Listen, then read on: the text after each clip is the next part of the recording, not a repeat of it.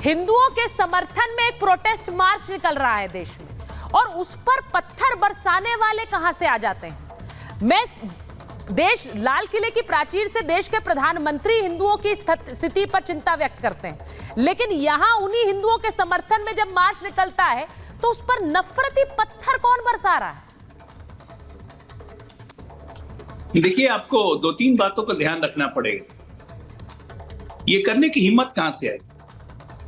ये करने की हिम्मत तब आई जब इसी देश के लोगों ने कहा कि बांग्लादेश में जो हुआ वो भारत में भी हो सकता है। मुझे कहने की जरूरत नहीं है किसने कहा है, ये हमारे कांग्रेस के महान नेताओं ने कहा।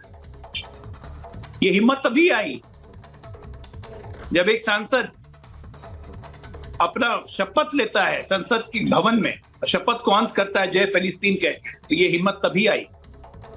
हम लोग बांग्लादेश में हिंदुओं की बेकार चिंता कर रहे हैं भाई। यहां पे तो भारत में हिंदू सुरक्षित नहीं है। आप जो भी कह रही थी कि जाजिया ले रहे हैं और टैक्स दे रहे हैं अपनी जमीन बचाने के लिए, बंगाल में तो यही हो रहा है। बंगाल में ये खुलेआम हो रहा है। हिंदुओं के घर जबरदस्ती कब्जे किए जा रहे हैं, जहां आबादी बढ़ गई उनको भगाया जा रहा है। बंगाल तो कोई बांग्लादेश से कम नहीं है। आप ये देखिए कि किसी राज्य में 5000 की भीड़ अस्पताल पे हमला कर देती है, किसको बचाने की कोशिश हो रही है? तुष्टीकरण का नंगा नाच जो इस देश में हो रहा है वो सब देख रहे हैं आंख खोल के। बस हिंदुओं की सहिष्णुता का फायदा उठाते रहिए। जरा सोचिए वो दृश्य कि जिस तरह से ये पत्थर बरसा रहे हैं, उस तरह से अगर पूरे देश में पत्थर बरसाने लगे, अब बांग्लादेश वाला हाल सही में हो जाए तो क्या होगा इस देश का? यही क्या इच्छा है लोग की, यही लोग के मन है, यही आरज़ू है इनकी। बहुत सख्ती से निपटा जाएगा। ये सिर्फ नासिक में नहीं हुआ, ये उदयपुर में भी हुआ। और देश के अन्य हिस्सों में भी करने की कोशिश है। ये बहुत सख्ती से निपटा जाएगा, क्रश कर दिए जाएंगे ऐसे करने वाले। ये बांग्लादेश नहीं है। कल हाफिज लश्कर तोयबा के कोई फाउंडर को सुन रहा था, शब्द क्या थे जानती हैं? 53 साल बाद हम पलट के आए हैं। 53 साल बाद हम पलट के आए हैं और झपट के मारा है। झपट के मारा है कि हमारा खून ठंडा नहीं है, फ्रीजर में रखा हुआ खून नहीं है। हिंदुस्तान ये समझ ले। तो जो हिंदुस्तान को समझा रहे थे ना, उनको ये समझा देता हूं कि हिंदुस्तानियों का भी खून ठंडा नहीं है। और दूसरे का खून ठंडा करना कैसे किया जाता है, ये हमने एक बार नहीं बहुत बार करके दिखा दिया। इसलिए बेहतर है कि खून खराबे की बात अपने ही तक रखें, आपस में ही लड़ो मरो। हिंदुस्तान में लाने की जरूरत नहीं है। पूरे विश्व में हम देख रहे हैं कि इस्लामिक कंट्री आपस में कैसे लड़ मर रहे हैं। रखिए अपनी मुसीबत अपने गले में, हिंदुस्तान में डालने की जरूरत नहीं है। और कोशिश की तो बहुत खराब अंजाम होगा। देखिए अजय जी, जो बात आपने कही कि मैंने शुरुआत में जब इन तस्वीरों को अपने दर्शकों को दिखाया तो मैंने यही बात की कि बांग्लादेशी हिंदुओं के समर्थन में एक सपोर्ट मार्च था, और उस सपोर्ट मार्च के खत्म होते होते यहां पर बांग्लादेश बनाने की एक साजिश दिख गई। मुझे बड़ी हैरानी होती है कि हिंदुस्तान में बहुत से प्रोटेस्ट फिलिस्तीन को लेकर देखे हमने मुमताज जी, लेकिन वहां पर इस तरह की हिंसा नहीं देखी।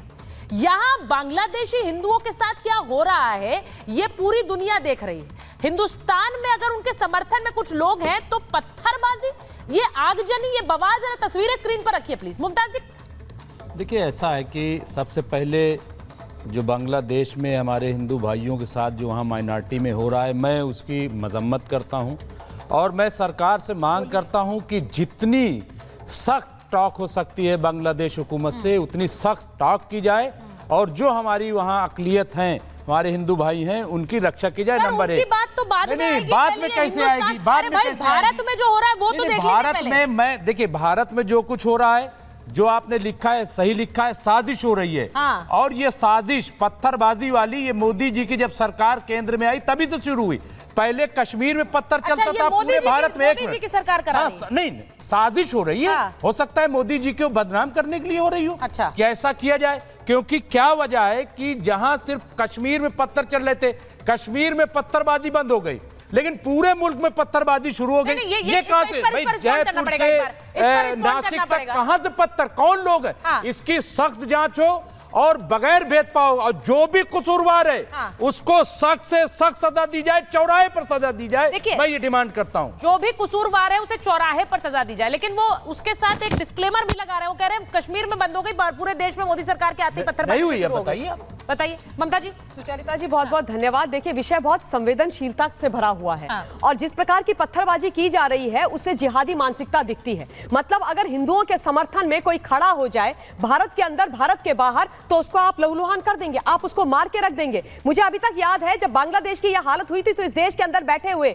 सो कॉल्ड विपक्ष ने क्या कामना की थी, यह बोला था ना कि यहाँ बांग्लादेश बन जाना चाहिए। कांग्रेस के एक बड़े नेता ने तो यह बोल दिया था कि पीएम मोदी के घर में लोग घुस करके वो हालत कर देंगे जो शेख हसीना जी के घर के अंदर हुई थी। और आज ये इस प्रकार की बातें कर रहे हैं। और देखिए, एक और चीज मैं बता देती हूं कि इस देश की संसद के अंदर जो सांसद जय फिलिस्तीन का नारा लगाते हैं उनके बारे में मेरे भाई कुछ नहीं बोलेंगे। दानिश जी को ले स्क्रीन पर। भारत की संसद है, भारत की संसद है, भारतवर्ष के हैदराबाद के लोग उनको बनाते हैं सांसद और वो आकर के जय फिलिस्तीन बोलते हैं। नहीं नहीं, ये बीच में नहीं, ये जय फिलिस्तीन ठीक है, जय फिलिस्तीन का नारा भारत की संसद में ठीक है, तो आप उस पर जवाब दीजिए। आप डॉज क्यों कर रहे हैं? आप मणिपुर क्यों कर रहे हैं? मणिपुर में होता है, मणिपुर में क्यों नहीं प्रोटेस्ट हो रहा है? मणिपुर क्या इस देश का हिस्सा नहीं है? बात है। उसमें भी प्रोटेस्ट होना चाहिए। मणिपुर की बात हो रही है, मणिपुर की बात हो रही है, लाल किले की बात हो रही है। मैं एक बार दानिश जी और अजय जी, लाल किले पर झंडा बदला गया क्या की सरकार ने? मैं अजय जी से पूछ लेती हूँ, अजय जी से पूछ लेती हूँ, एक मिनट रुक जाइए। अजय जी, वो कह रहे हैं कि जिन्होंने लाल किले पर जाकर झंडा बदलने की कोशिश की उनके साथ आपकी सरकार ने क्या किया, ये वो सवाल पूछ रहे हैं। जरा बता दीजिए इन्हें, इनके जरिए पत्थर मारा, किसने नहीं मारा, एक मिनट पूरी कम्युनिटी को खड़ा कर दिया जाएगा। मैं कह रहा हूँ जांच की जाए और चौराहे पर सजा दी जाए। मैं कह रहा हूँ कम्युनिटी वाली बात कहां से आ गई? जो है बांग्लादेश से बात करें, सख्त ने बात करें। आप जो कह रहे हैं मोदी सरकार बांग्लादेश से बात करे, तो मुझे लगता है बिल्कुल बात करें। शायद याद नहीं है कि जो उन्होंने शुभकामना संदेश मोहम्मद यूनुस को भेजा प्रधानमंत्री ने, उसी में उन्होंने प्रधानमंत्री ने एक लाइन ये भी लिखी। एक लाइन क्यों कहा लिखी? नहीं सुनिए, आप क्यों एक लाइन लिखी? सर, ये सारी चीजें बैक चैनल होती है। आपको क्या लगता है आपको बताकर बात की जाएगी? जब प्रधानमंत्री देश का ट्विटर पे लिख जब सकता ऐसे है, हालात है तो बिल्कुल बता के आपको लग रहा है वो बात नहीं कर रहे होंगे? बिल्कुल। एक मिनट, हाँ, हमारे भाई मारे जा रहे हैं, बता के बात नहीं की बहुत जाएगी। अच्छा लग रहा है मुझे आप ये कह रहे हैं। ये बात सुनने की जरूरत है। 8 बजे आए और ऐलान करें कि अगर वहाँ पे हमारे भाइयों को एक मिनट, मुझे बाकी नहीं रोका गया तो मैं फिर अजय जी जवाब दे दीजिए, फिर मैं दानिश जी के पास भी जाऊँ। सबसे पहली बात इनको बता दूं कि प्रधानमंत्री ने एक बार नहीं, एक बार तो संदेश में ट्विटर पे लिखा और उसके बाद 2 बार फोन पे बात हो चुकी है। दोनों बार पहली बार हिंदू हितों को सुरक्षित रखने और अल्पसंख्यकों को सुरक्षित रखने की बात कही।